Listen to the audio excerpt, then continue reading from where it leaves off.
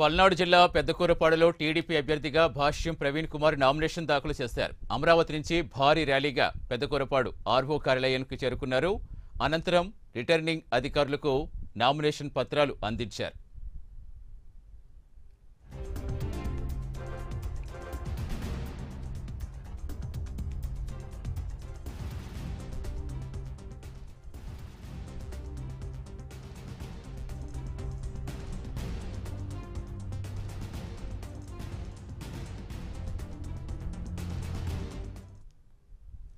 Nomination కార్యక్రమానికి విచ్చేసిన కార్యకర్తలకు పేరు పేరున ప్రవీణ్ ధన్యవాదాలు తెలిపారు. పెద్దకూరపాడులో పెద్ద ఎత్తున ప్రజా ఆశీర్వాదంతో నామినేషన్ వేశామన్నారు. రాగల ఎన్నికల్లో అసెంబ్లీ అభ్యర్థిగా తనను, ఎంపీ అభ్యర్థిగా శ్రీకృష్ణదేవరాయలను గెలిపించాలని కోరారు.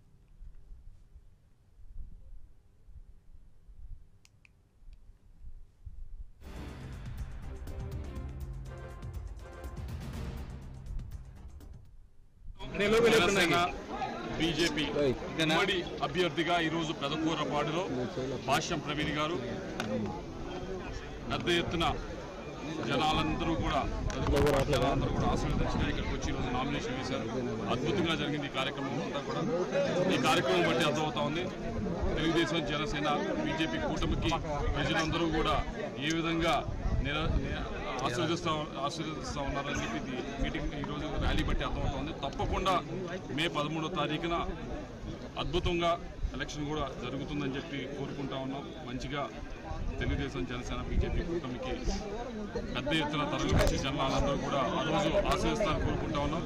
ఒకటే కోరేది, పోయినసారి ఎలక్షన్ రోజు ఎక్కువ పర్సెంటేజే ఓటింగ్ అయింది, 84-83%. కానీ కొన్ని బూతుల్లో మాత్రం 70%, 69% అయింది.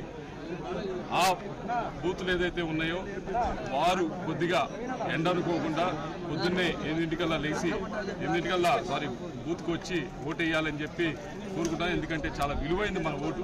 దయచేసి ప్రతి ఒక్కరూ కూడా దాన్ని ఉపయోగించుకోవాలని చెప్పి కోరుకుంటూ మరొకసారి ప్రవీణ్ గారిని, మమ్మల్ని ఇద్దరిని కూడా ఎంతో ఆదరించారు.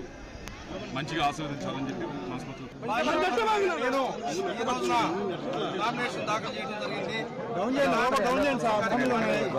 నన్ను ఆశీర్వదించడానికి వచ్చిన ఎంపీ గారికి, సుధాకర్ గారికి, అట్లానే మా పార్టీకి సంబంధించిన వంగవీటి రాధా గారు కానీ, అట్లానే జనసేన నుంచి పిల్లి మాణిక్యాలరావు గారు కానీ, వీళ్ళందరికీ నా కృతజ్ఞతలు. అంతేకాకుండా నియోజకవర్గం నలుగుమూలల నుంచి 5 మండలాల నుంచి ఈ పెదకూరపాడుకు ఇచ్చేసిన తెలుగుదేశం, జనసేన, బీజేపీ నాయకులకు, కార్యకర్తలకు నా యొక్క కృతజ్ఞతలు.